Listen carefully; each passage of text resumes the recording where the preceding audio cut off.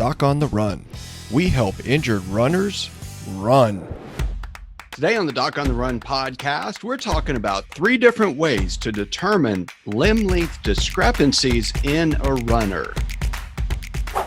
Today's episode actually comes from one of the podcast listeners who was listening to the Doc on the Run podcast and then sent in a great question. Now, this comes from Sandra, who asked, is there a best way to ascertain if a person has a leg length discrepancy? MRI, manual measuring, what is it? And so that is a great question. So there are lots of ways to figure out whether or not you have a limb length discrepancy.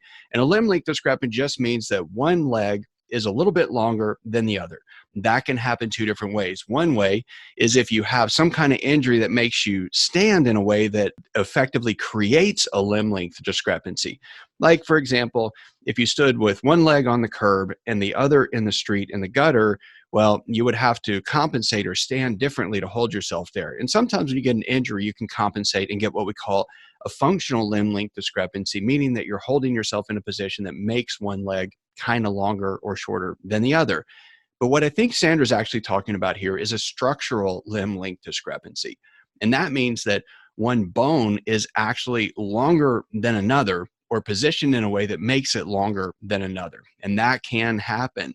And so when you get a limb length discrepancy, the reason it's important to measure is to figure out what to do about it. And so if you have an inaccurate assessment, like you think just a little bit longer, so you add just a little bit of a heel lift, well, it may not be enough of a heel lift to actually help relieve your symptoms, and it might be too much of a heel lift, in which case you start getting different symptoms, often on the other leg, the other foot, that wasn't even bothering you before. So this is a great question. So the first thing we'll talk about is the old school method of just measuring.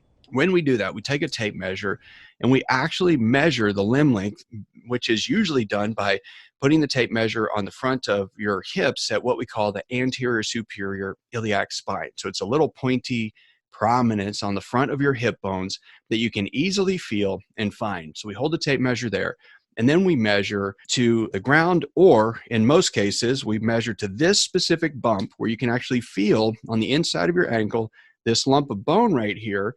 And we find the end of the tibia right there. We mark it on the skin and we measure to that mark on the skin. Now that is how we typically measure it. Now that oftentimes can be pretty accurate. I always like to double check it because there's such a huge amount of error that can happen when you do that. Because if you measure it yourself, it's really hard to do. You can't reach your feet. So you have to have somebody help you. So what most people do is they take a tape measure, they hold it on that bump on the hip, and then the person down on the ground is actually holding and measuring to this point on the end of your tibia or the inside of your ankle. Now, if the person pulling the tape down to your ankle actually tugs on it a little bit, that could move it a couple of millimeters or more.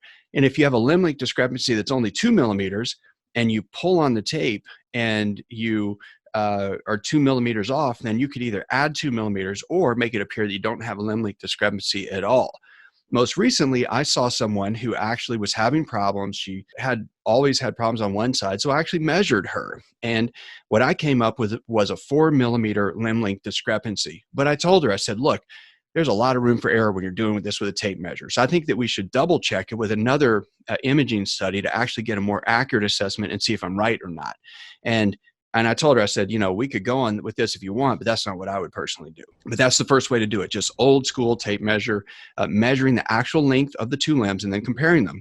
The second way is full body x-rays. And some chiropractors do this because they obviously do lots of x-rays of your spine, and they can actually do full body x-rays where you effectively get life-sized x-rays of your body. And then they can very effectively measure from the ground all the way up to where your hip joints are, the positioning of your hip, even the top of the hips, to actually see if you have some tilting of the hips due to back problems, hip problems, or anything else. That's another way to do it that is actually better than just measuring with a tape measure, because you're actually getting to measure for a structural limb length discrepancy by looking at life-size x-rays. The third way is my preferred way, and this is called a CT scanogram. So a CT is a CAT scan, and a CAT scan is just a fancy way to do a whole bunch of x-rays. And most often this is done when we're looking for very specific problems in specific bones, like a bone cyst or a bone tumor, or a crack in the bone, a fracture that's very subtle.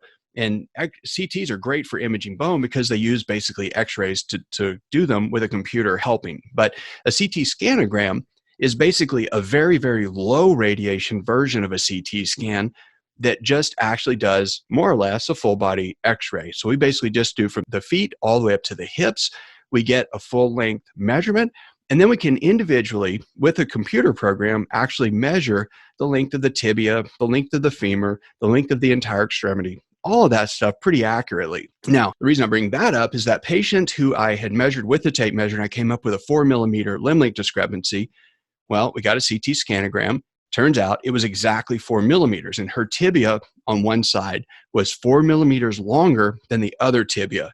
Her femurs, the thigh bones, were actually the exact same length. So all of her structural limb length discrepancy was actually in the tibia or the shin bone, but that accounts for 4 millimeters of trouble. And so then we can make a decision on how much lift to put under her on her shorter side to help compensate from that and remove some of her symptoms and correct for that limb length discrepancy. But those are the 3 ways you can determine a limb length discrepancy in a runner. Doc on the Run. We help injured runners run.